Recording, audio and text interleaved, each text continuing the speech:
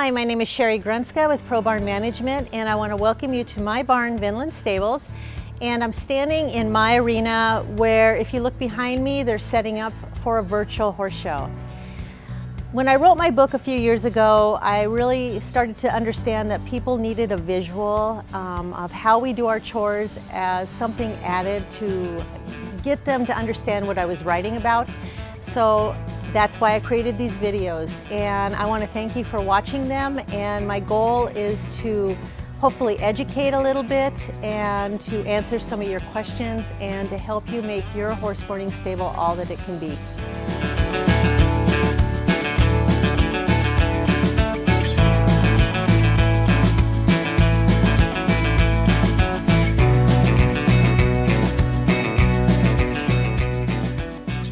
So you want to board horses for a business, and you want to build a stable, and you want to board maybe 2 horses, maybe 30, maybe 40, and you want to do it right the first time. And the reason I put this video series together is to show you how we did it, walk you through our stable, show you the things we did right, the things we did wrong.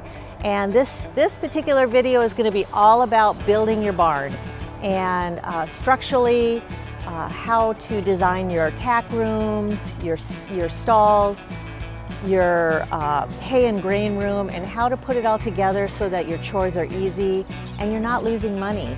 So follow me, and we're going to go inside our barn at Vinland Stables, and we'll take you on a tour and talk about it.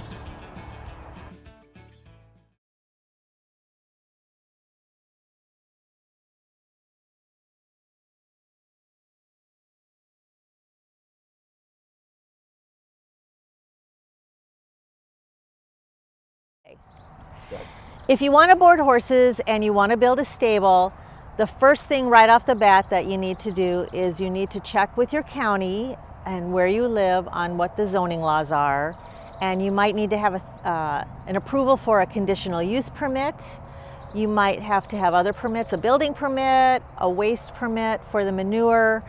You might even have the DNR come to your place and make sure that you don't have natural wetlands on your property, which we had happen to us. So you want to make sure you get those things in order. And the reason you need to have that in order is because I have worked with specific barn owners in different parts of the country that put up their stable, started their business, and then the neighbors complained because they didn't like all the horses or all the manure. And it's hard to believe, but there are people out there that are not crazy about horses. And sometimes you don't even know they're upset until they have a reason to be upset or until someone asks them about it. So you really want to make sure you have all your permits in order first and approved before you go and you start to build, so that you're not building and then you have them shut you down. The layout of the land is so important for where you're going to put your barn. And a lot of people don't realize until they're already in operation, and then they call me because they're having issues with too many people by their house. They feel like their privacy is lost. So if you're going to build a barn, the first thing I want you to think about is where you're going to put it, and where is that in conjunction with your home?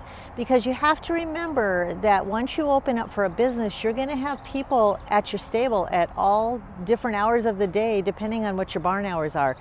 And it can become frustrating if it's late in the evening and you have people driving in with trucks and trailers, and your dog is barking and it's waking up the kids. You want to make sure that you have that part of it thought out really well. And so for our barn, what we did is we actually dug up the road that went by our original home, and we moved it down like 500 feet to a different area. And so all our boarders come in off a different road to our stable, and they never have to go by our house. It makes for a really private situation for my family, so that if we want to have an outside barbecue or do things on our own, we have a little bit of privacy. And that's really important when you're working with horses 7 days a week and you have the public at your house 7 days a week, every day of the year. When my husband and I decided to build our stable, he knew right away, because this was his grandfather's farm, that we were on really low soil. The ground was low, it had been farmed for many generations, and he knew that we would have a water problem. And on top of it, the soil was a clay soil, which made it very slow drying in the springtime. And for those of people that ask me and they're not familiar with the layout of their land or they're looking to purchase a place, I always tell them to hire a topographer to look at it, to see how the water's flowing, see where the wetlands are, see if you have a very low section, because you're going to end up needing to build up your barn so that you don't have water problems. And that's what we had to do with ours. We had to raise our stable up 3 feet. When the excavators came in and they built the new road, and they raised it up 3 feet to keep it up high enough so that when we do get the heavy rains, it didn't flow into the arena or into the stalls. So if you're going to build a barn, I would tell you one of the most important things to think about is the relationship of area between the barn and your paddocks and pastures. One of the biggest hurdles and one of the biggest things I see that I would change at boarding stables that I go to, a lot of them, is that they put their barn here and then they have their pastures a half a mile away. And realistically, it's exhausting to walk horses that far back and forth every day. You've got the weather to contend with, you've got horses that are unruly sometimes, and it makes it harder for everybody, including feeding and doing chores. So if you're going to set up and build a brand new facility, look at how your land is, look at where your paddocks are going to be, try to keep it as close as possible, because it'll make your job so much easier. And you have to remember, you're in it for the long haul, you're not in it just for a month or two, and you don't want to burn out after a couple years of doing it through all 4 seasons, including on those really cold winter days when there's heavy snow. So think about that when you're going to build your barn, and it'll really save you time and money on employees in the long run. When you want to build your stable, I think one of the most important things to think about is the orientation of the barn and how it's going to sit on your land, and that has to do with the weather. So if you live in a state that's very warm, you're not going to be dealing with maybe snow, ice, frigid rain. It might be a little bit easier, but you might be dealing with really hot temps. But here in Wisconsin, we have snow, we get a lot of it, and sometimes we can have really extremely heavy snowstorms, high winds. And so when we built our barn, my husband knew what side he wanted the arena on and what side to put the stables on, or the stalls. And it worked out really nice, because in the winter when it's extremely cold, the side with the stalls stays much warmer, and it's warmer with all the horses in there. The side with the arena is a little bit cooler, but you're not hearing that wind pounding when you're in the stall area, and the stall side stays much quieter if we have fierce winds in the wintertime. So you really want to think about the position of your barn and how it relates to the weather that you have in your area. It's really important for drifts, it's important for heavy rains, and even mud around the area. When you're going to build a barn, a facility with an arena or just the stables and maybe a small tack room, no matter the size, one of the most important things you're going to want to think about is the orientation of the barn, and especially in regards to the roof. Because if you live in the Midwest, if you live in any place where you get snow, you're going to want to make sure that the vehicles, the public, whoever's coming to your stable to ride or to see their horse, that they're not in line with the roof line as it comes down, so that if you do get a snowstorm and that roof, gets heavy with snow, and then a day later it decides to all come down, it doesn't come down on anybody or a vehicle and causes damage.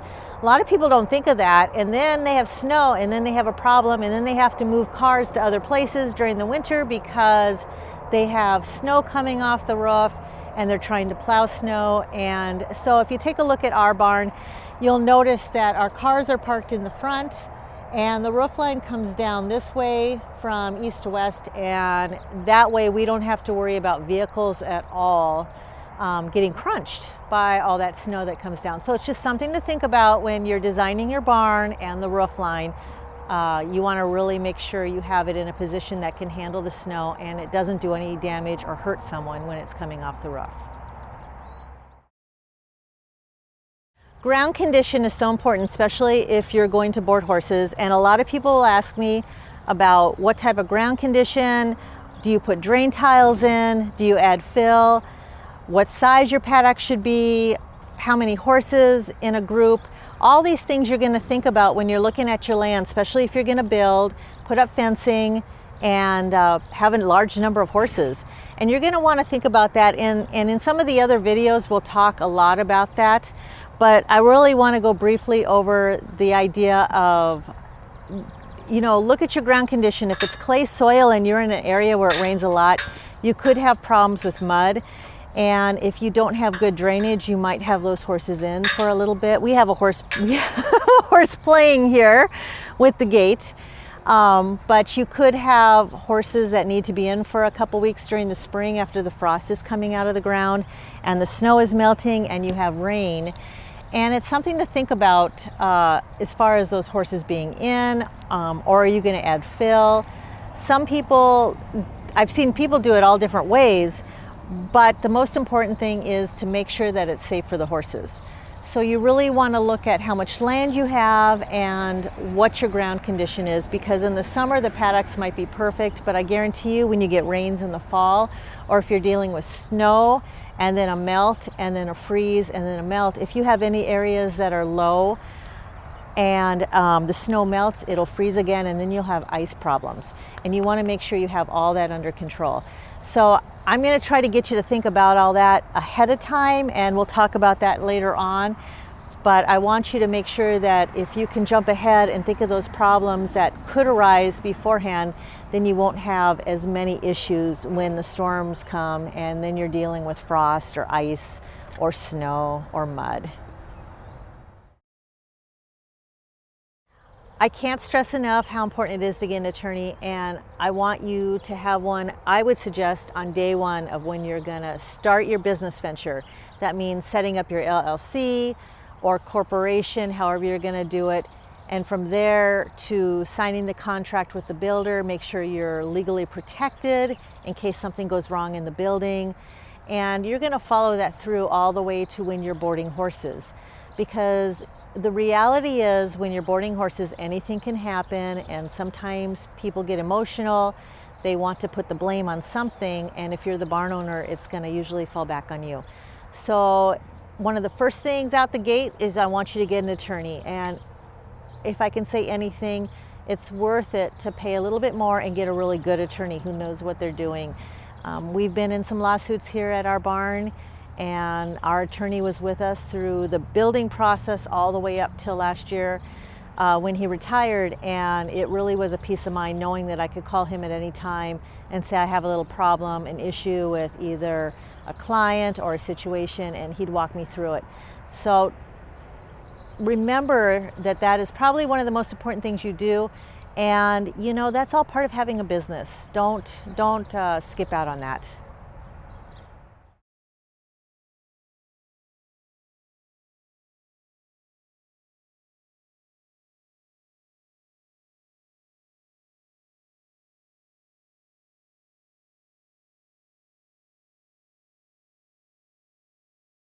Okay, you got your permits, you've gotten everything approved through your township or wherever you live, your county, and now you're ready to design, to build your barn, and you want to go forward.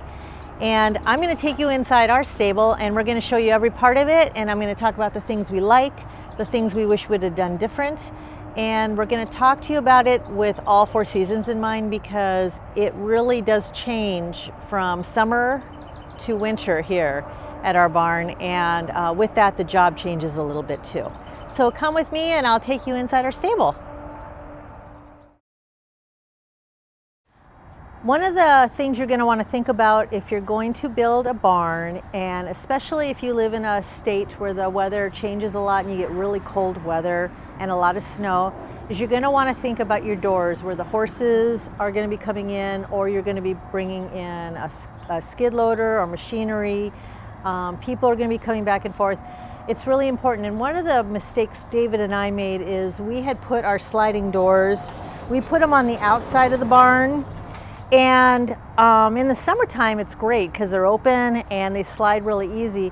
But in the wintertime, if we get a snowstorm ice or the ground starts to heave, then the doors become sometimes very hard to open, and David has to adjust them from above, and it's very time consuming. Plus, we have to make sure that the snow gets away from them quickly, otherwise it becomes rock hard. So when I help people when they're building barns, I tell them that if you're going to have a barn with double doors, you really want to think about your climate, because if it's going to freeze in the winter and you're going to have snow, you might want to think about having your sliding doors on the inside of your barn. And that way you don't have to worry as much about the doors being stuck in the snow and shoveling around them and all them as quickly as we have to do it as soon as it happens. Otherwise we can't get our doors open to get the horses outside. So it's just one of those things that people forget sometimes. I know we didn't even think about it, and we didn't know who to go to. And if we had to do it over, we would definitely have our doors on the inside. So that's just one of the little tips I wanted to share with you. So when we were designing our stable, the one thing we just talked about was whether to have cement in the aisleway or not. And there are a lot of barns that don't, and they just have a nice dirt aisleway. And then there are a lot of barns that do have cement. And we opted to go with cement, and we've never looked back. We have felt it's kept our barn much cleaner. It's easier to sweep, it stays drier, and if there's any humidity, wetness in the springtime, it just seems to handle it much better. And then what we did is we took cross tie mats, rubber mats, and we put them in the cross tie area. And that worked out really fabulous. The one thing I love about our barn is with the cement is that it's built up a little higher than the stall itself. So the horses actually step down into the stall about 4 inches. And that way, as they're coming in and going back out, they're not dragging all that stuff with them, and it keeps a lot less manure, hay, shavings. It keeps it out of the aisleway. It keeps the barn a lot cleaner. I really love a cement aisleway. It's not for everybody, but if you have the financial means and you want to do it, as long as it's roughed up so that the horses can't slip on it, I would definitely do it. I recommend it.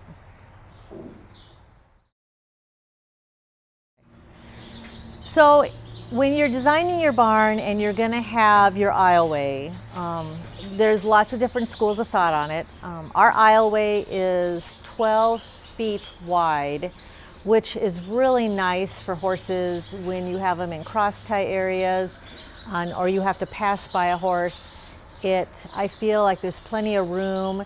We don't drive a tractor or our four-wheeler into the aisleway, but if we had to for a certain reason, we could do it. And I know that at some boarding stables, they do like to drive the tractors through, they'll drive the manure spreader through, and they'll clean that way.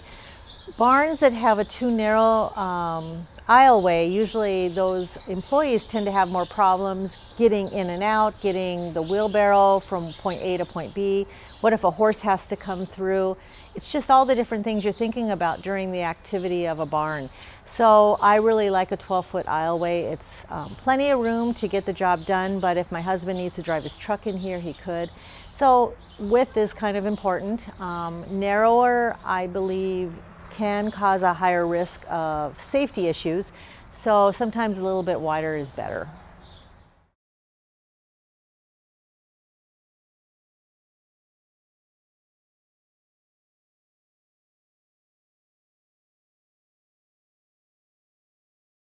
So welcome to our tack room.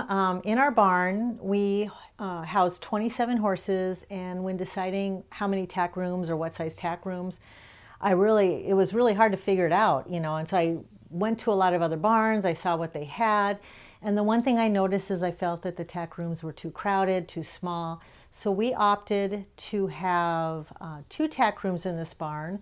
They're both 12 by 24. And they house enough for everybody to have 2 saddle racks and a place underneath their saddles for all their belongings, shampoo, fly sprays, brushes, all that, and 2 bridle hooks. And it's worked out great. We have 2 tack rooms, and there's plenty of room for everybody. The one thing you want to think about when you're building is you really want to think about room for tack rooms and what kind of clients you're going to have, because a lot of people have more than one saddle.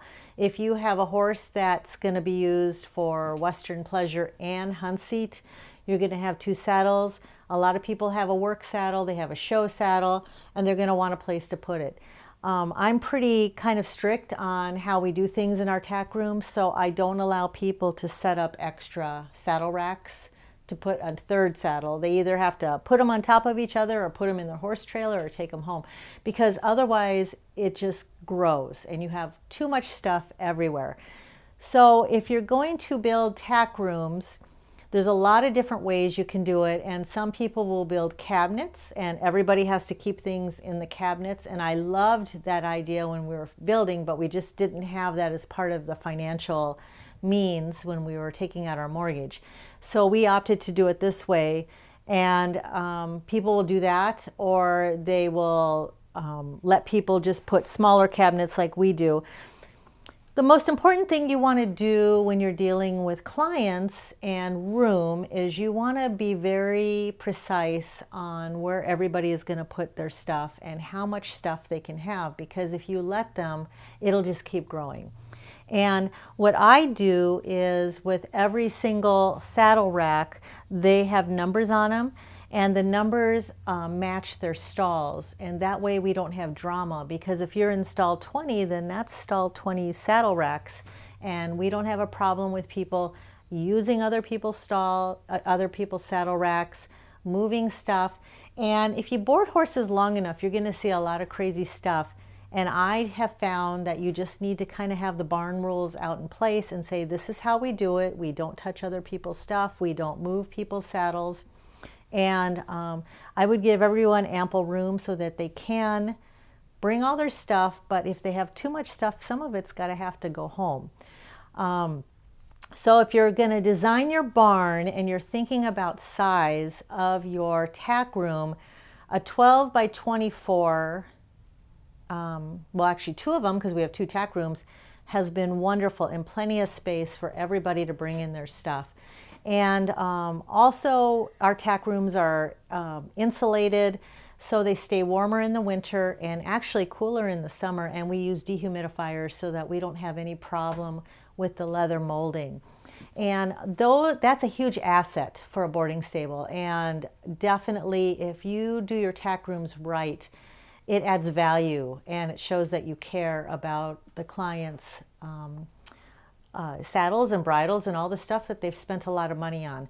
So if I could encourage you, make the tack room a little bigger, give everybody a little bit more room. It'll really pay off in the long run.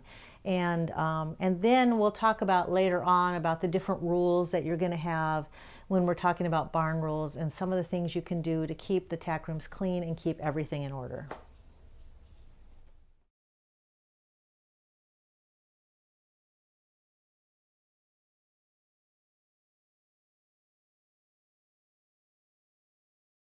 Your barn, one of the biggest things you're going to be dealing with is cleaning stalls and people cleaning up after themselves. And I can't encourage you enough to do this part right and to make it easy for your clients. Make it easy for the boarders to clean up after themselves, and also when people are cleaning stalls. So what we decided, because our barn is so long and we have over 200 feet of aisleway, that we needed 2 water hydrants and with a 100-foot hose. And then we decided to have on each side of each tack room, we have your pitchforks, your shovel, your brooms, and all that. We have 2 muck buckets. That way, if a horse goes out in the arena, which is behind me, and someone has to clean up their manure, they can just carry a muck bucket out there, clean it up, bring it back, dump it, and then we clean it every morning. We dump them. But if I'm going to say anything, try to make it really easy for your boarders as far as keeping it around so they can pick up their stuff themselves. And this aisleway is 12 foot. So we have 12-foot aisleway and close to 12 foot going into the arena. It leaves plenty of room for letting the horses come in and out. and plenty of room for this stuff so that we don't have accidents from a horse spooking and running into it. Our water hydrants come from our well, and when we dug them up, we actually went down 7 feet because here in Wisconsin it gets so cold. And I know a lot of places maybe only go 4.5 feet, but we went down 7, which I was really glad because we had a really cold winter a couple years ago. And we've never had a water problem. So we actually have 2 hydrants in the barn, and our barn is not heated. So in the winter, what we have to do is unhook the hoses and put them in our lounge in a back room that we have so that they don't freeze. But the hydrants work year round and we haven't had a problem with it. So if you're thinking about where to put your hydrants, I would not probably put them in the main aisleway where the horses are mostly. Put them on the side and make sure you have, if you need 2 hydrants, you have 2 so that you can get the hose back and forth, because I guarantee you if you have to put 2 hoses together, it's going to be a lot of work and a drag, especially in the wintertime. So that's just my thoughts on picks, brooms, and all that kind of fun stuff. When I go to boarding stables and someone will ask me to come there and help them and kind of look through their chores and how they do things, usually because they're losing money on how they actually do the chores. Sadly, one of the things I notice the most is that they're not set up really quick, not set up in a way that makes the chores easy, makes getting hay easy, getting bedding easy. And it can be really challenging, especially if you live in a state where you get a lot of snow and cold weather. So when we built our stable, that was one of the things I really loved about our barn that I felt we did right, is we built a back area, a very large back area where we could store 900-pound bales of hay at one time, where we could have a semi come in, back in and dump the bedding, and we could have our grain be delivered, all our supplements, everything would come right in there, and it's all closed up in the winter time, and we can take care of all the horses without ever having to go outside, especially on a very cold day when the horses are in, or if we have a big snowstorm. And I can't stress enough how important that is if you're going to board horses, because you're doing it every day and you're doing it 7 days a week and you don't want to burn out.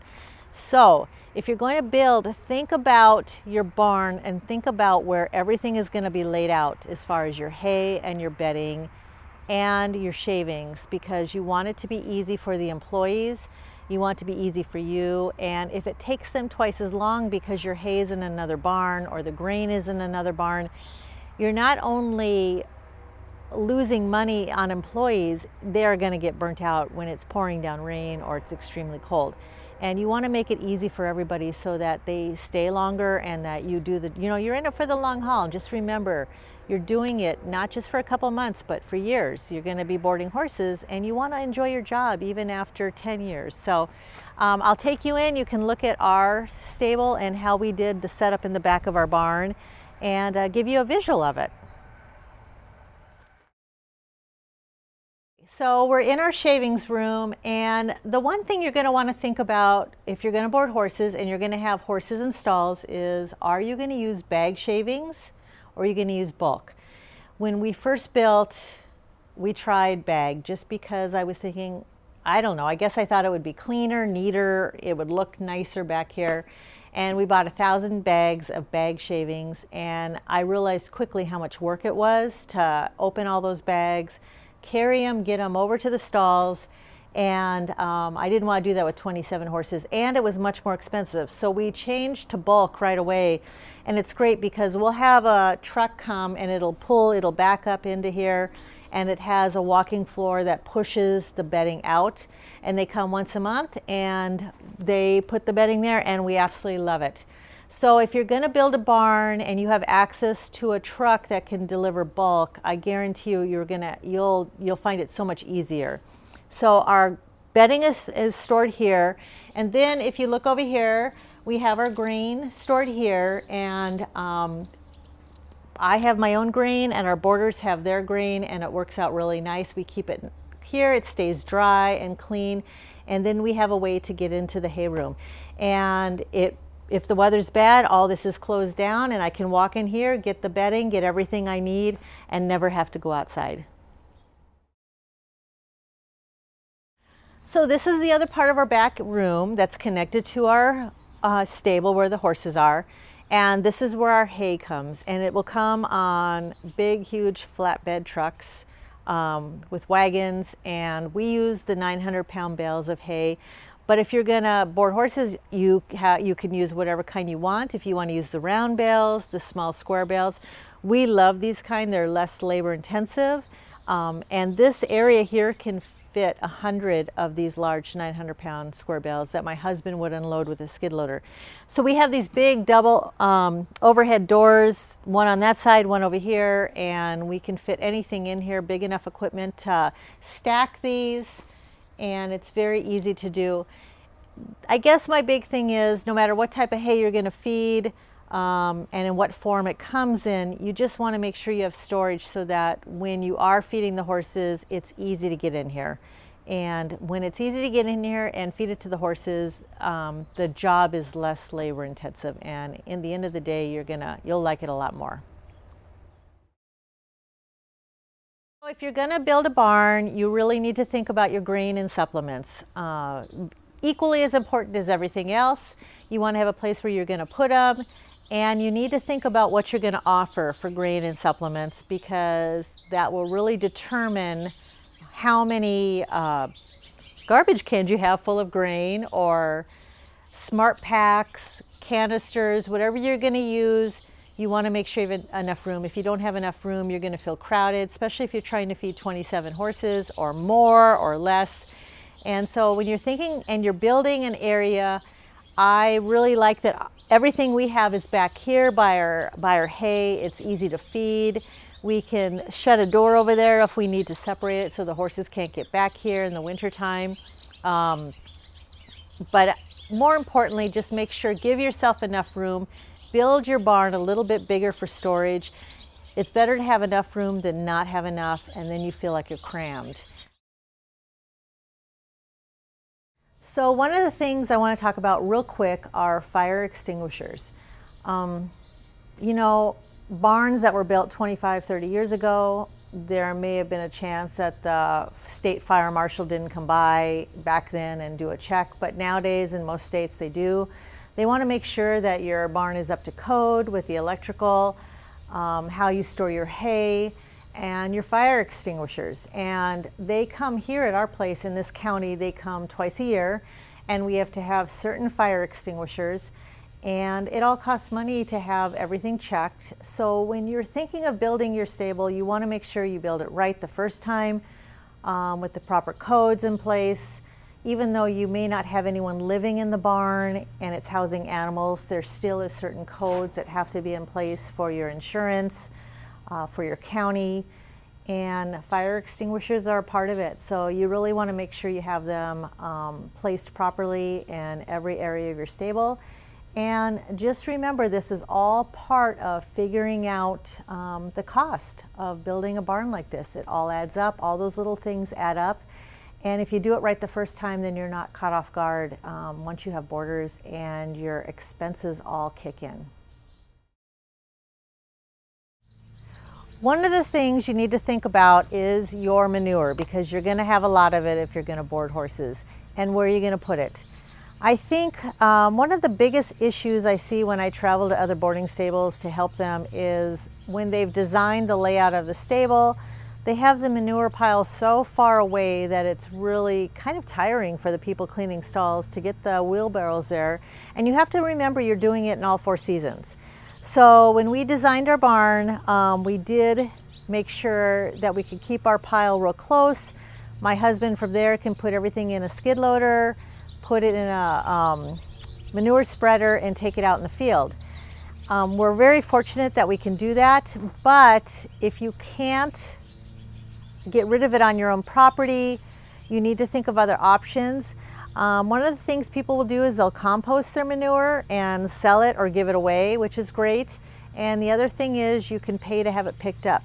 If you're going to pay to have your manure picked up, you have to remember that's an expense that has to go into figuring out your board rates, because you're going to have that expense every month. So it will be dependent on where you live and what it costs to get rid of the manure in that area. And if I could say anything, you're going to want to really make sure when you're building a facility from the ground up that you have all your permits in place, because we had to get approved to have our manure back here. We had to make sure it wasn't near any natural streams, and so that if there was a heavy rain, the runoff wouldn't go into the water supply. Those are some things you want to think about, and happy cleaning. If you're going to have horses in a boarding stable, you're going to have horse trailers, and you may have a lot of horse trailers, all different shapes, all different sizes, and it's often overlooked as something to think about. Where are you going to park them? So when we did our excavation for the barn, we actually included an area behind our barn where we could park trailers, and we have 4 trailers right here, and then we have some trailers parked in a different area. And the biggest thing, if I could tell you, is you're going to have people that are going to buy some huge gooseneck trailers.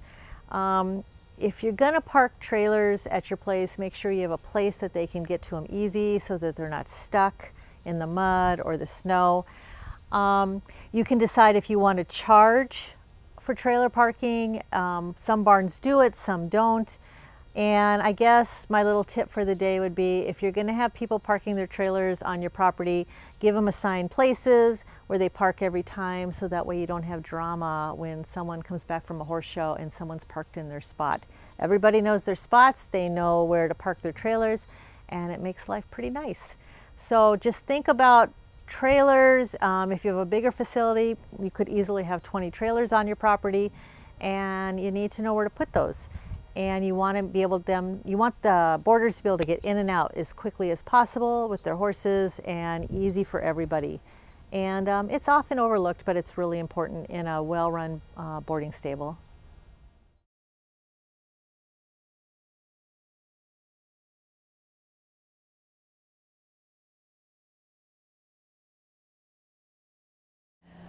One of the things that I wish we would have done differently is I wish we would have added more grooming bays. So when we built the barn, I wasn't really thinking about doing chores and working at the same time as people were grooming their horses or tacking up. We did do one large grooming bay. It's a 12 by 12, and we have a rubber mat here. And the vets use it, the farrier uses it, and the boarders use it. Down the rest of our barn, we have cross ties all the way down, and it works.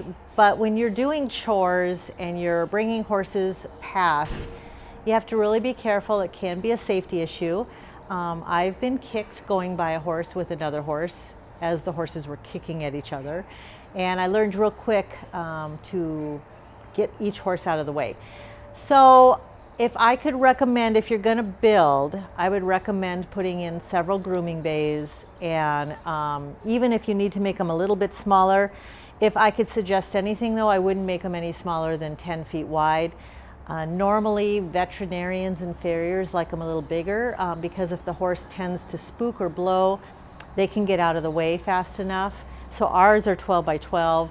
It gives them more room for working with horses, especially in a stressful situation, and you don't want anyone getting hurt. So I like 12 by 12, I think it's a good size. But if you have to opt for a little bit smaller, you could do that. Just, I wouldn't make them too small. And if you could do maybe 3 of them for a barn this size, it gives plenty of room for people to tack up, brush their horses, do whatever they got to do, and be out of everyone's way, especially when they're walking down the aisle. So that's my little tip for the day as far as grooming bays in your barn. So if you're going to board horses, then you're going to have people that want to bathe their horses. And if you can put in a wash stall with hot and cold water, it definitely is an asset, and it can be reflected on your board rate, and people will love it. The thing about a wash stall is you need to have somewhere for the water to drain. We have a huge mound system that we had to have put up outside, and it's for our bathroom and the wash stall. The other part of it is you want to have it big enough for the horse that you can get around if there's a problem and the horse spooks. One of the things that I would do differently if I had to build our barn over again is we had put our wash stall at the very front of our barn. So when people walk in through the front, it's one of the first things they see. And it can be very distracting for the horses, especially if there's a lot of traffic going through. So if I was going to do it all over again, I would put the wash stall at the back of our barn where it's quieter and not so much foot traffic or horses going back and forth. But definitely a wash stall is an asset. And what we did is we used wood on the bottom and then we used steel on the top, and it's really held up beautifully for, gosh, 16 years now. All we've had to do is coat the bottom, the wood, waterproof it year after year. But it's held up over the test of time with so many horses using it constantly. If you're going to have a wash stall with hot and cold water, you're going to definitely want to have barn rules with that. And we'll talk about that in a different video series. But you just want to make sure that things are done right so you don't have to call a plumber because your drain is overflowing. Because that happened to us. So we'll talk about that later. But a wash stall is definitely a great asset for your barn, and your boarders will love it.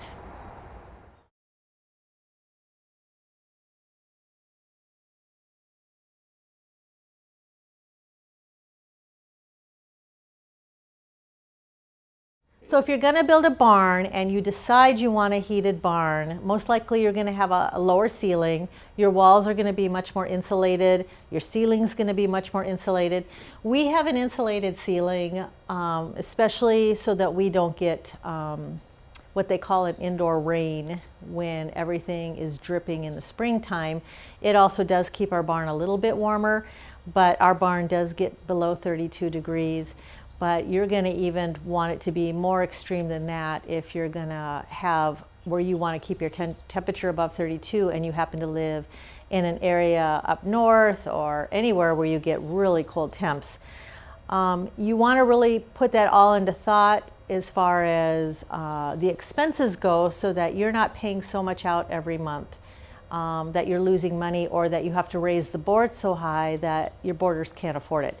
Just something to think about, because either way, like for us, we have heater buckets, we have to heat and the outside waters, and that does raise our electric a lot, sometimes $500 a month in January and February.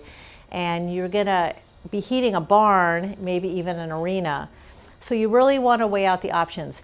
I personally like a barn that's not heated. I've had to learn to dress really warm in it, and so do our boarders, but the horses stay healthy. They tend to do great in it. The ventilation is better because we have a higher roof, and it's personal preference. We have horses that show here, horses that don't get blanketed, and they grow a pretty heavy coat. We have thoroughbreds, we have all different breeds. And really, it's whatever you want to do. You just want to think of the financial consequences of each one, because they're both going to come with certain extra chores, certain extra expenses. And the idea behind it is, no matter how you decide you want your boarding stable, you don't want to lose money. So one of the things we did at our barn that I was really happy with, and people will ask me, is we had put large fans up in our aisleway, and they really make a huge difference for keeping the barn cool. We do have fans that are on every stall, but this was really a nice extra added benefit. It keeps the airflow moving.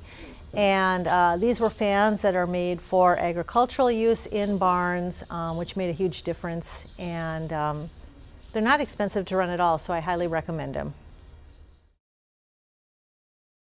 Okay, so if you're going to build your stable, then I really think having a lounge, a central area where people can come and sit down or clean up, wash their hands, use the restroom, is really important.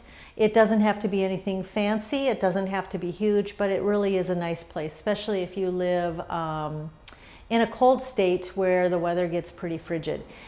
We built this lounge. It is heated in the wintertime. It's very nice when it's extremely cold outside, and our clients can use the bathroom, they can clean up, they can put food or water in the refrigerator.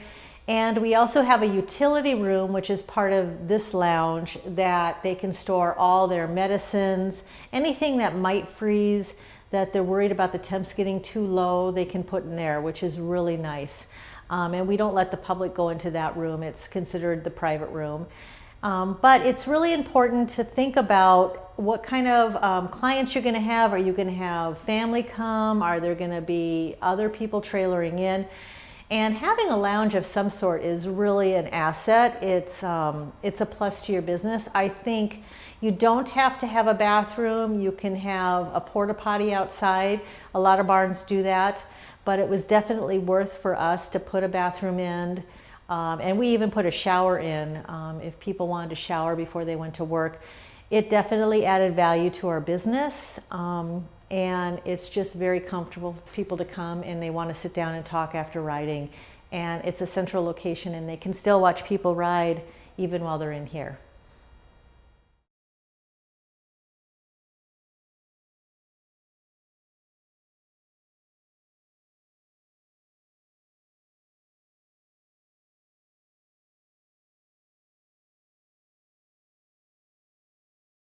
So the one thing that people will notice when they come to our barn is the way we designed our stalls going into the stall from the aisleway. And this was one of my favorite things that I'm glad we did, is when you're going to go into our stall, you're going to step down like 4 inches. And I love that because when the horse is in here overnight and they have hay all over and the manure, if they're coming out or in when people come to get them, it's not all being dragged out into the aisleway, and it does keep your barn a lot cleaner. So if you're going to be pouring cement and setting up your stalls, if you keep your stall a little bit lower where the flooring is, it'll help keep it a lot cleaner. And normally you see the stalls, everything is the exact same height, and then every time the horse goes out, they're dragging everything with them.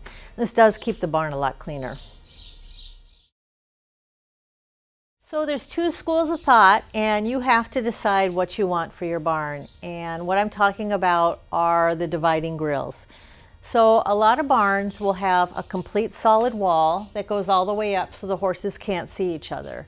And then there are other stables that have it open grilled like this where the horses can see each other. And I'm not going to tell you which way is the right way or the wrong way. I just wanted the horses to be able to see each other because they are herd animals and they do better when they know there's a horse next to them. And some of the pros of that are, I think it keeps them a little calmer if they're next to a buddy that they get along with. The one thing you want to think about is if you have an open concept like we have in our barn where the grills, the horses can see each other, is once in a while you're going to get 2 horses that don't get along and they kick a lot, or they may go at each other on the grills and start biting at the grills. And once in a while you have to move horses if that's the situation. The other thing you need to think about is if you're going to have stallions, because obviously if you're going to have stallions, you're not going to want them next to other horses, especially if you have mares in the area. So you're going to want to think about how you're going to separate them with mares, if you have mares nearby, and the whole grills being able to see each other. I think personally I love this idea because it gets great airflow for the horses. They get to see each other. If they're in for a few days due to very bad weather up here in Wisconsin, they just seem to handle it much better knowing that they can see the other horses, they can touch noses, breathe on each other, even share hay if they want to. So I love that whole idea, but once in a while you get horses that don't get along, and that you have to troubleshoot, and sometimes you end up moving a horse in that situation. Overall, if people were to ask me what to do, I would definitely recommend this so that they can see each other. It's just healthier for their mental well-being. When you're building and you're putting stalls in, they have stalls now. I mean, the stalls they have now compared to 15 years ago are just gorgeous. They have the grills, the fencing that goes all the way down where you can see the horses, all the way through in the front and everything. A lot of vet clinics will have that. The problem with boarding stables sometimes is it sounds great, but you don't always know what type of horses you're going to get in your barn. And if you have a horse that tends to be more aggressive, they could really do damage to the stall, and then is it going to be very hard to replace or expensive if they can kick at it. Where if you look at wood, it really takes a beating when you put wood in, but it handles the kicks more. If they bend some grates or something that are down lower, you know, it's harder to replace. So I like having the wood for them. The one thing to think about is horses chew. Not all of them, but sometimes they do, the young ones especially. One of the mistakes we made is that we should have covered a lot of our wood on the corners for the chewers throughout the years, and we didn't. And so they did a nice creative artwork out of some of our wood. But I tell people now, if they're going to build, there's great covers that you can put on the wood so that if they bite into that, they're not going to destroy your wood. One of the things to think about is if you're going to buy a stall kit where the grills are solid and they've been welded onto the top and bottom of the whole grill package, if a horse damages it, bends it, it's really hard to fix because it's been welded together.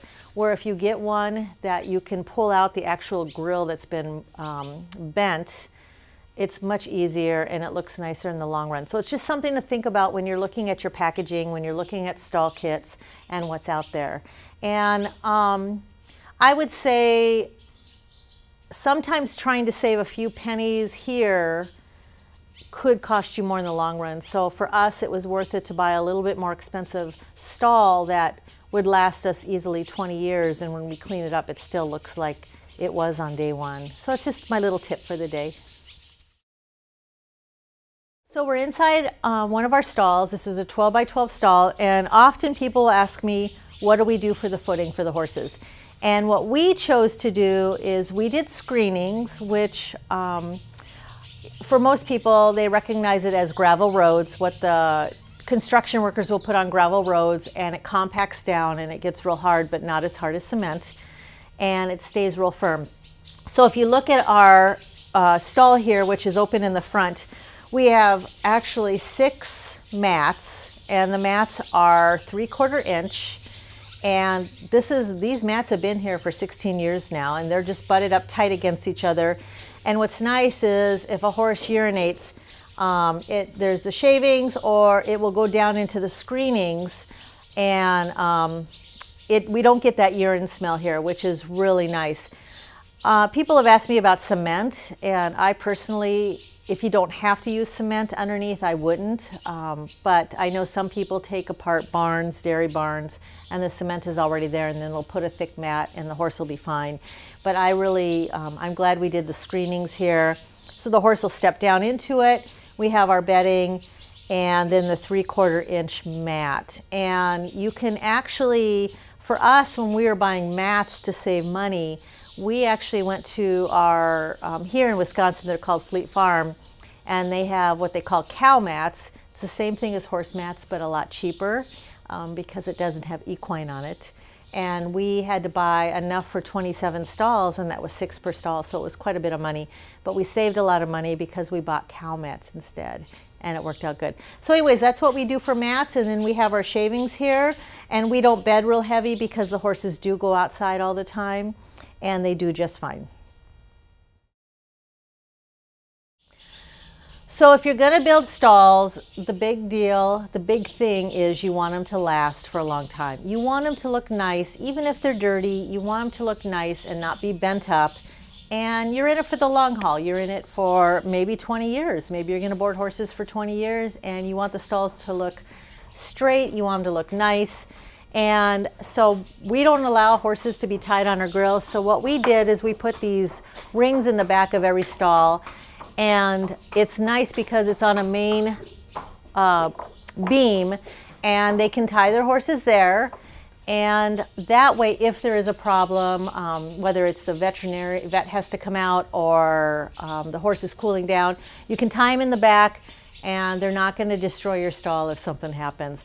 So think of all these things when you have clients, because there's going to be a lot of wear and tear from people in the barn constantly and horses. And the easier you make it for your clients, the easier it is on everybody, especially you when you're having to fix things. So check out rings, they're great for the stalls, and some barns even will put a strap here so that they can use it.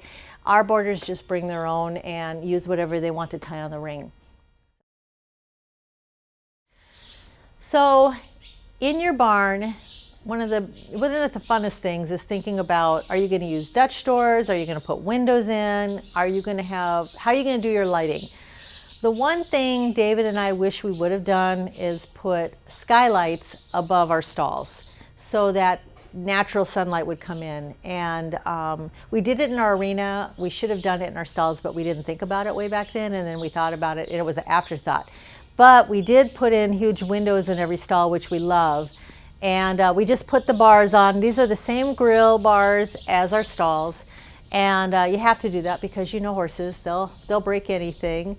But one thing I want to talk about is if you're going to put your stalls in and you're thinking about Dutch doors, you really want to consider where you live. I know there are barns here in Wisconsin that have Dutch doors and they have a lot of problems with them because of the winter, the ground moving.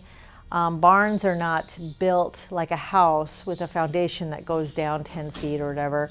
Usually a lot of them are just pole sheds and everything is shifting, and a lot of times the barn doors, the Dutch doors, they get messed up, they don't open correctly. And so you really want to think about that. If you're going to put Dutch doors in, you really want to take a look at which position your roof line is coming, because if your snow is going to come off the roof like in our barn, if we had fencing out here for the horses, it would just crush it all from the weight of our roof because our roof is so big. So you really want to think about the direction of your roof if you're going to put Dutch doors in. And you also want to make sure that it's built really well so that it can handle the shifting ground for opening and closing, and it's sealed tight, especially if you're going to have a heated barn. Windows are great. I'm glad we did our windows, and it's a lot less expensive. And if you want more light in your barn, definitely think about skylights. They are awesome and they really make a difference, especially like in our riding arena. So now comes all the little stuff that you need in your stall, and the first thing is your water bucket. If you're going to do automatic waters, then that's a whole different ball game where you're going to have a heated barn and you're going to be putting your plumbing in, everything to get the water to the stall, and that'll be in a corner somewhere in your stall. We did not do that since our barn is not heated. We used regular water buckets, and the one thing that was a huge surprise for us when it came to winter time is the location of our water bucket to the location of the outlet to plug it in for the heater bucket. And one thing you want to think about is when you're having your electrical put in your barn and you're going to have your outlets put in so that you can plug in your heater buckets, you want to make sure that you have the distance correct. Right now I know of 3 buckets that we can buy at our local store that are heater water buckets, and believe it or not, every one of them has a different length cord. And if the cord is too short, it's not going to fit your outlet. So you want to have a good idea ahead of time of what buckets you're going to use so that the cord can fit, that it can go all the way up. Our outlets are at the top of our stalls in every barn, which is in every stall, which is nice. We have 5 separate switches to keep them on, turn them off. If the horses go outside during the day and it's going to be close to 32 degrees, we can turn the water off right away. And that way we're not having the meter spin and spending extra money, because it can really go up in the winter with heating all these buckets. But you really want to have an idea of the distance between your water bucket to the outlets. The other thing you want to think about is if you're going to have 2 water buckets in your barn, in your stalls per horse, or just 1. A lot of stables will do that. They'll have 2 water buckets. We always have just 1. We've always just had 1 because we top the waters off in the morning. We top them off again at night. And if the horses are in due to bad weather, then we top them off 3 times a day. Some barns don't want to do that. They only want to top them off in the morning, and so they'll have 2 buckets, and that'll get the horse through the next morning if the horses come in the afternoon. And they're looking at it that way. They're doing less labor that way. David and I decided to do just one bucket and just top them off at night. We felt it was less labor and definitely less expensive when you're heating all these water buckets in the wintertime. And the money part of it was really expensive to run 27 heater buckets, 24 hours a day when the temp is extremely cold. So you want to think about which way you want to go on that. For us, it was easier just to top the water buckets off at night. The other thing is those buckets have to be cleaned, and it's more labor cleaning. Like for us, it's 27 buckets, but you would be really cleaning 54 buckets, and that's a lot to clean if you have to clean them quite often. So when you're thinking about time versus labor and how your barn is set up, it all makes a difference in the end as far as how much money you're spending. So we have just found that one large bucket works really good because we top them off at night. And just make sure for all 4 seasons that if you have to plug in buckets, heater buckets, that you can get the plug to the outlet and get it out of the way so the horse can't get to it. And there's enough room because some of those cords are kind of short, so you want to check that out. So what we did is we bought the plastic corner feeders. These take a lot of wear and tear. You're going to go through these. I have a rule in our contract that if a horse breaks a corner feeder, that the owner has to pay for that. So that's not been a problem. The one thing, this corner feeder is lower than the rest of ours. You are going to have horses now and then that like to scratch their butt and push their butt up against a water bucket or a corner feeder. And if you have a horse that does that, they're going to break it pretty quickly, especially if it's plastic. So when we have a horse that tends to do that, especially with the heater buckets, they'll tend to push their butt right up and crunch it. And that gets expensive after a while. So we lower everything if we have to. So with this stall, we lowered the corner feeder and lowered the salt block holder because that way he can't scratch himself and he's not busting things constantly. Horses are just one of the things they do. They like to break stuff. But definitely if you're building your stall, you want to think about these kind of things and you want to make sure that you have everything accessible. Our corner feeder is right here in the front where we can drop our grain. It's easy to get to. I would recommend, and I've been asked this question before, how far apart should the water bucket be from the corner feeder? Honestly, I would keep the water bucket far away. Horses tend to dunk their hay. We have a couple dunkers here, so we have to clean those water buckets more often and they get it everywhere. In the wintertime when it's really cold and everything is freezing up, all that water that they get all over turns to ice on the mat. Sometimes it's a mess. The other thing is some horses will actually eat their grain, and then if you have your water bucket real close, they'll take their mouth full of grain and dump it in their water bucket. And it just makes for a mess. So if you're looking at keeping everything as clean as possible, I'd keep the water bucket farther away from the corner feeder. And you know, once in a while you're going to have a horse that does that, but most of the time they don't. The other thing people will ask me about is hay, and in the stall, do we use hay nets? I know hay nets are really trendy. A lot of people like them in stalls. So I don't use them in our barn unless a horse has a situation. Years ago, we had a horse that had colic surgery and they needed a hay net. We have a horse here that had dealt with ulcers years ago, and so we had a hay net for that horse. But we just put the feed right on the ground, and you know, for some reason people have forgotten that that's how horses eat, and it's okay that they put their head down and they just eat right on the ground, and they drag it all over, and it's okay, they eat it all up. I found it easy. It's easier to feed, it's faster, and the horses keep a good weight. We don't have a lot of waste. So that's just my personal thought on it. If you want to use hay nets, you can. I just found them to be very labor intensive. I don't want to have to fill 27 hay nets, so I only do it for medical situations where a horse needs one because the vet has prescribed it.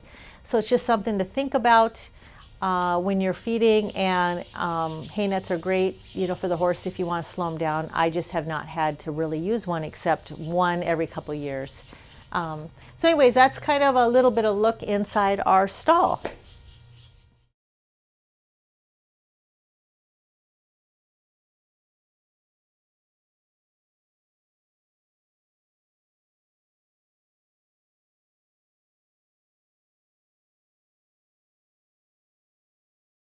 If you're going to board horses for a living, you're going to need an arena, and it's really common to have outdoor arenas. In fact, we have one we'll show you later on, but if you live in a state where the weather is really cold, or in an area where it's cold, rainy, often, temperatures get below freezing, then to be successful in a boarding stable, you're going to have an indoor arena. Otherwise, people can't ride, and especially if you're going to do it on a large scale. And we knew we had to have an indoor arena, so we went and looked at many places and looked at many indoor arenas and had to decide what size did we need. If we were going to have 27 horses in our big barn and then some outdoor boarded horses, it would give us close to 40 horses, and what size arena would we use? And after looking at a lot of arenas, for us, it was a financially sound decision to go bigger, and we felt that it would leave more room and less drama for people riding in our arena. So our arena is 80 by 200, and I have found that it is a fantastic size even for a larger facility. We can have 2 trainers in here teaching at the same time. You can actually have 2 types of disciplines if you have a setup of people jumping, or you have, let's say people are doing a trail course.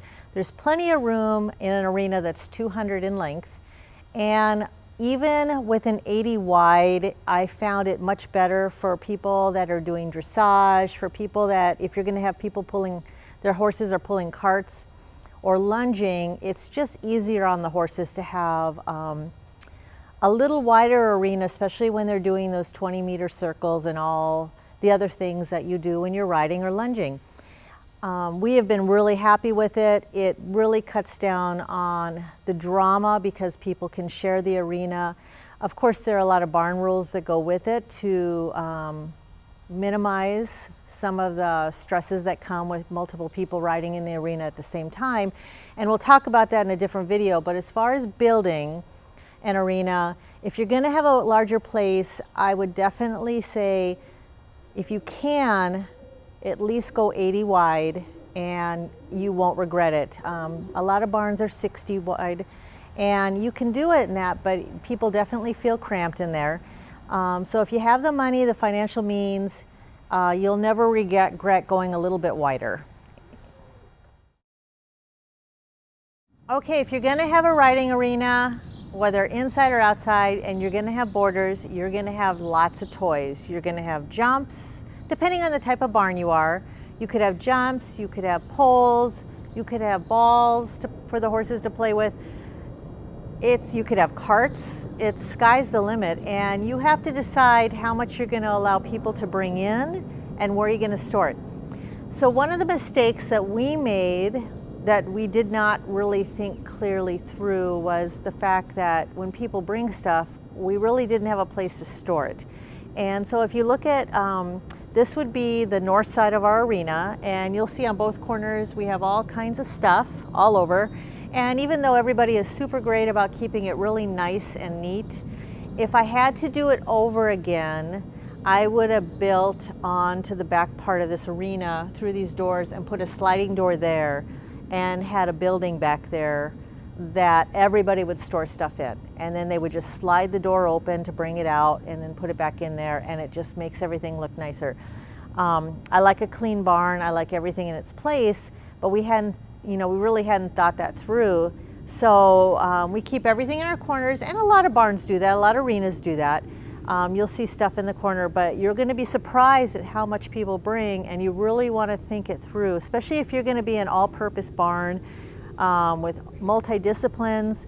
You could have tarps, you could have bridges for trail courses, jumps, poles, cavalettis, all kinds of stuff. And it can get really cluttered really fast. So I just wanted to point that out to you. That's something we would do different if we had to build again. 16 years later, we're still doing it the same way, and it's worked out good. Everyone is great here, but I want to really get you to think about, if you're going to build or design your barn, things to think about ahead of time. I wanted to share with you some of the things we really like about our arena and some of the things we would change. When we built this, I really all I had was my experience boarding my own horses and their arenas, and also working at a few places, and then looking at boarding stables in the area. and every one of them was different. And every barn I go to now when I'm doing consulting has differences in their arenas too. So I want to share with you some of our things that we really love about our barn, our arena, and some of the things that we would change. And the first thing, probably my favorite thing above all else, is if you look, you can see all the open doors here. We have a lot of open doors, and it's summertime here, and that was one of the best decisions we have made. It keeps our barn extremely cool in the summer, and if it's very hot, people can ride inside and still get the feeling like they're riding outside a little bit.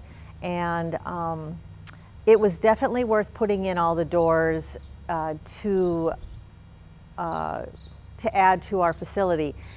I did have some people at the very beginning. I had one person in particular that was nervous about riding with so many open doors. They were worried about their horse spooking.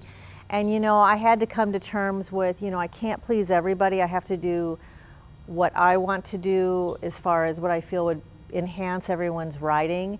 And I've never looked back. And so when people are building their arena, I always tell them the more doors, the better. Don't listen to other people, just do what you want to do. But definitely it helps with the airflow, it helps with the lighting. We don't hardly ever have to use our lights in the summertime because it's bright in here all the time. And I think the best part is if it's raining outside, you can still ride, and you know, you're not stuck out in a wet arena outside. One thing you're really going to have to consider if you're going to build an indoor arena is electricity and lighting, because it can get very expensive. In our arena, we have lights. We have 16 lights going up and down our arena. But the biggest thing we did, which was a real huge plus, is we put skylights up in our ceiling. And we have them that go all the way down and back on both sides. And it really leads to natural lighting. We can be in here in the middle of the day in the winter time, and unless the snow is covering it, the lighting is great. And I also recommend, if you can, which we didn't do, but I wish we would have, is I wish we would have put skylights across the side of our barn, all the way across. Those really make a nice difference coming from the west. And we didn't do that, but I've seen barns that have done it, and it really brings the light up so much more. So it's something to think about if you're gonna do lighting. Definitely, people will say skylights leak. Our skylights are 16 years old now up in our ceiling, and they've never leaked once. So I think it depends on your builder. I'd make sure you have someone that knows what they're doing. We've never had a problem with leaky skylights. So if you're building an indoor arena and you're on a budget, the one thing I would definitely say do is to put insulation up on your ceiling, because with the change of temperatures, the change of season, especially in the springtime, if you don't have insulation, you could get a rain that comes down and you'll have drippage everywhere. I've seen that in barns, and over the period of time, it can actually rot the wood for your beams if it continues to do that. The other thing is too, is you have to decide if you're going to have a heated barn or a heated arena or a non-heated arena. Ours is not heated, and we have a very high ceiling, and I love it, but it's cold in here in the winter. If you're going to have a heated arena, you're going to want a lower roof, and of course then you have to consider that all in the cost of building it and also in the cost of heating it for when you're determining your board rates. So the biggest question I get is, what do we use for footing in our arena? And honestly, you could spend tens of thousands of dollars on footing. If you're going to buy a good sand, it's going to be expensive for this size arena. But what we did is, under our sand, is we had taken off the topsoil. We had an excavator come in, put the proper foundation, and then they put 6 inches of screenings. They packed it down so that it would be really hard underneath. And then we put 3 inches of what I like is washed concrete sand. It's a great sand. Is it expensive? Initially, yeah, because you have to put it all over the entire arena, and we have to add it every year, every other year. But it's definitely a great sand. It's not as dusty. And I like about a 3-inch base of washed concrete sand. There are other types of sand out there. There's washed mason sand. There are people that will get the type of sand that has the rubber in it.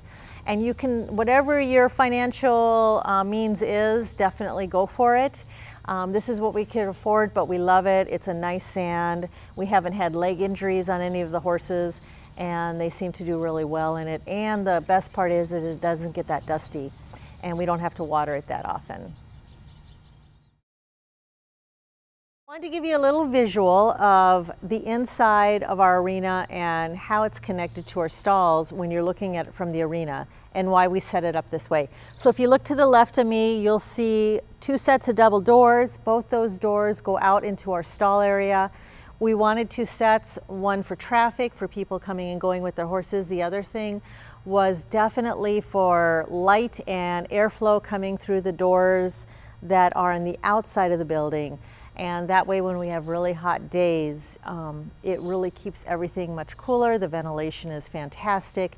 So if you're going to build, definitely the most doors you can put in, and keeping the structure sound is the way to go, especially if you live in an area that's hot or hot and humid in the summer. Even though in the winter everything is closed down, the doors are shut, everything is shut tight.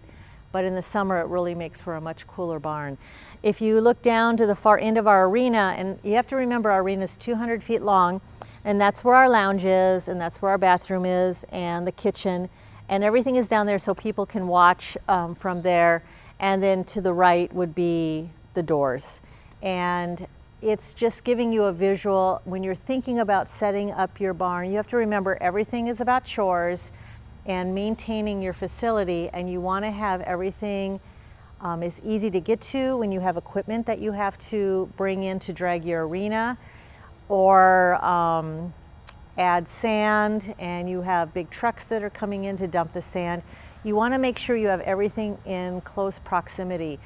Also, what we love about the double doors is our muck buckets are right outside, that if a horse does go to the bathroom in the arena, they can easily clean everything up and put it in the muck buckets, and then we dump it the next morning.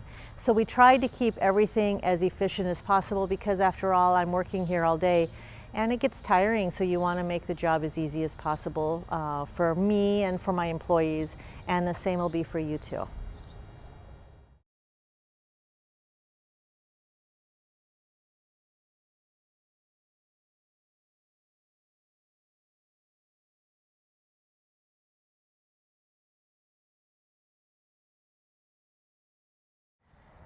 If you're gonna build and put up brand new fencing, you really need to have a good idea of how many horses you're gonna have in your paddocks versus the size of them.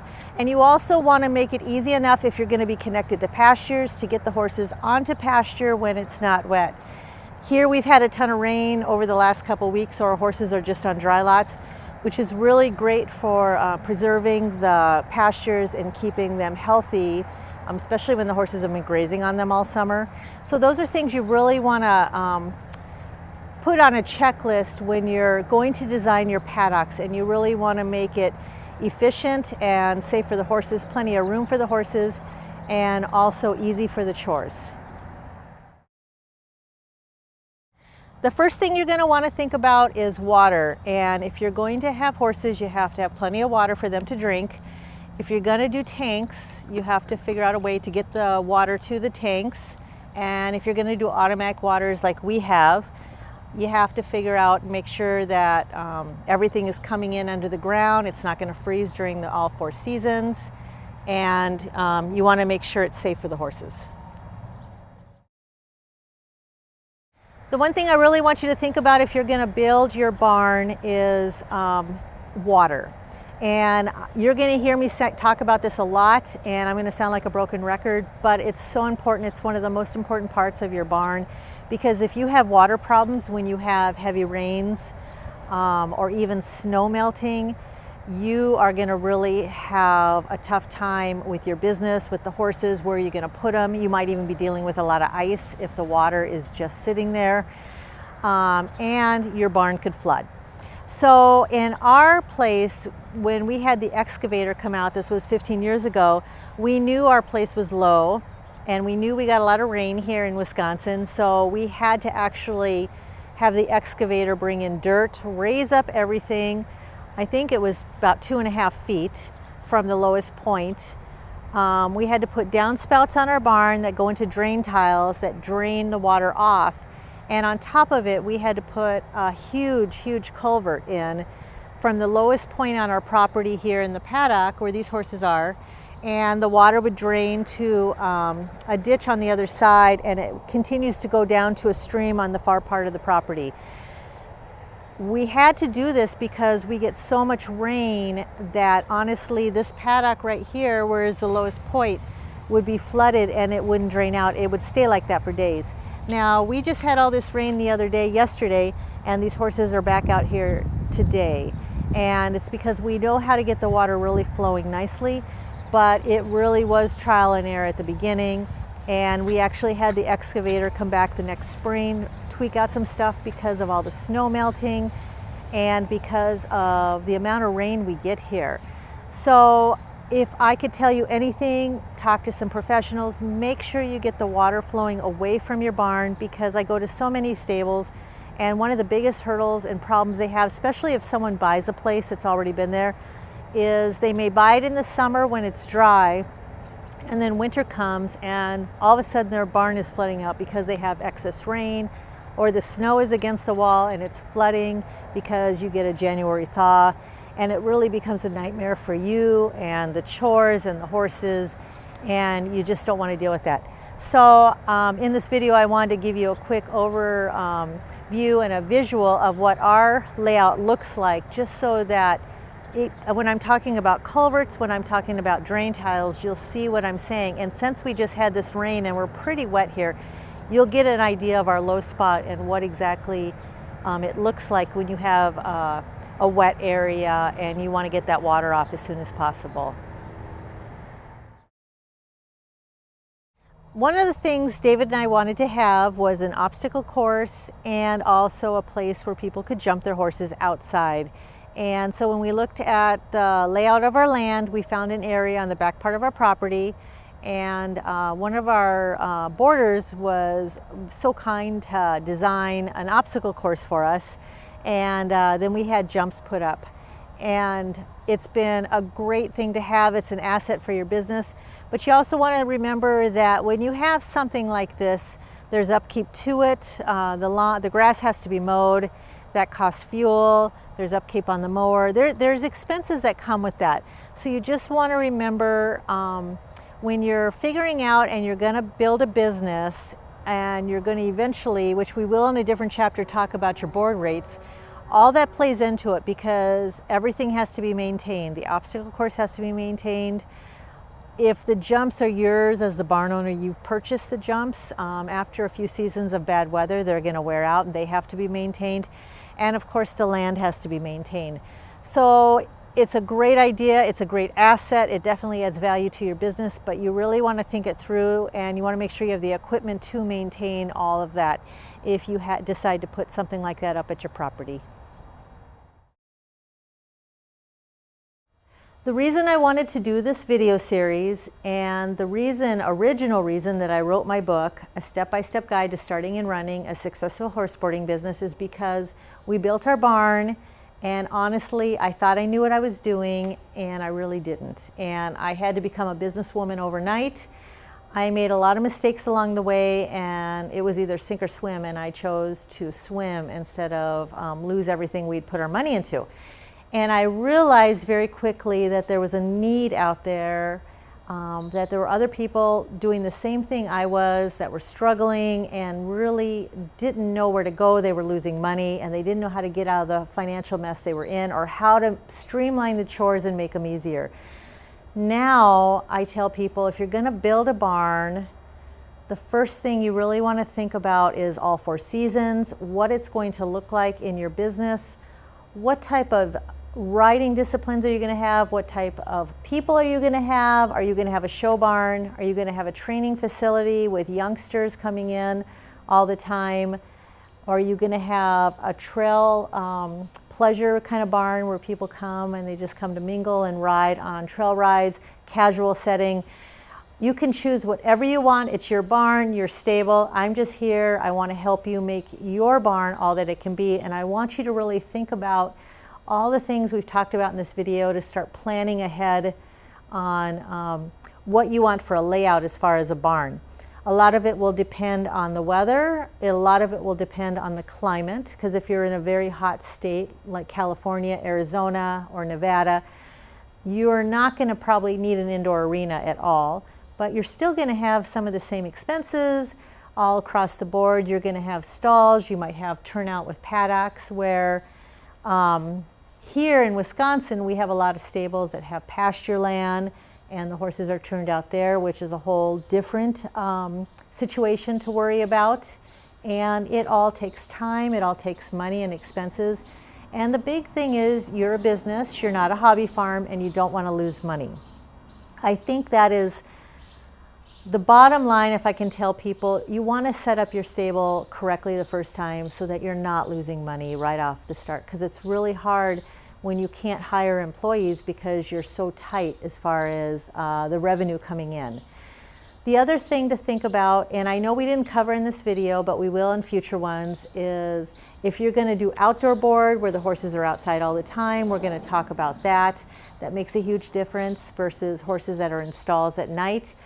We're going to talk about your outdoor riding arenas and all the different disciplines that will happen out on your property, and also your paddocks and pastures and the layout of what that looks like according to the central spot of your farm where the horses are housed. And you want to think about all that in all 4 seasons, and you want to make sure it's easy, whether you're moving horses, you're cleaning paddocks. You want to make it easy in the day-to-day life of working at a boarding stable.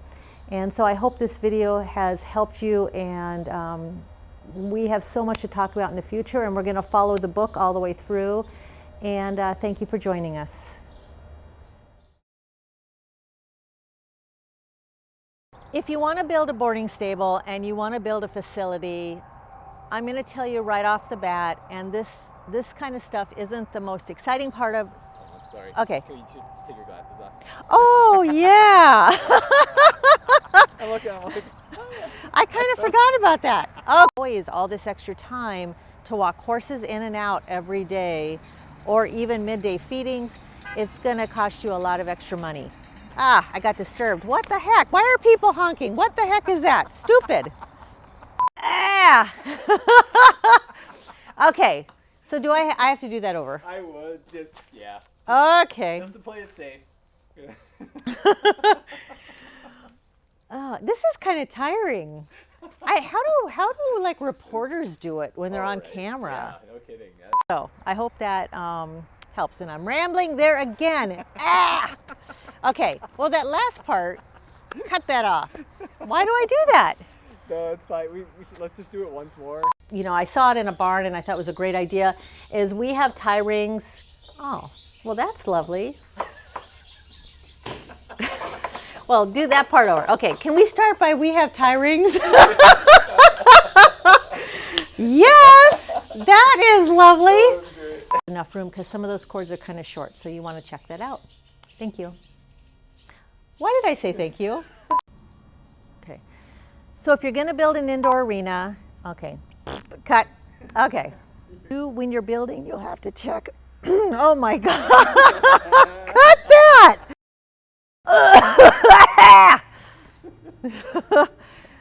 Okay, those are some things you want to think about, and happy cleaning. Why did I say that? That was stupid. So that's all I can say, and happy cleaning. I don't even know. I wish I could just shut my mouth. Can you cut that off? Or cut that in, or edit. 5 horses, or you're boarding 40 horses like we did, you can have the same problems, exact same problems on either scale. It's just the financial implications. That's a hard word. I knew I shouldn't have said that word. Can you edit that and then just keep rolling? Can we stop it? You're on such a, Do I have to start it over? Try. Beginning. Shoot. Yeah. Don't use words that are hard to say. I know that. I know that. Ah, I got a frog in my throat. Okay, okay, Okay. okay. Mo, get, ah, into tiles. Okay, they'll drain into tiles. Okay, so now I need to start over, don't I? Oh, shoot. I was hoping we could do this. Warm up. It was a good warm up. Yeah, okay. And we had to find a piece of property on that, property, a piece of property, what is that? Okay, let me start all over. That's stupid. Okay,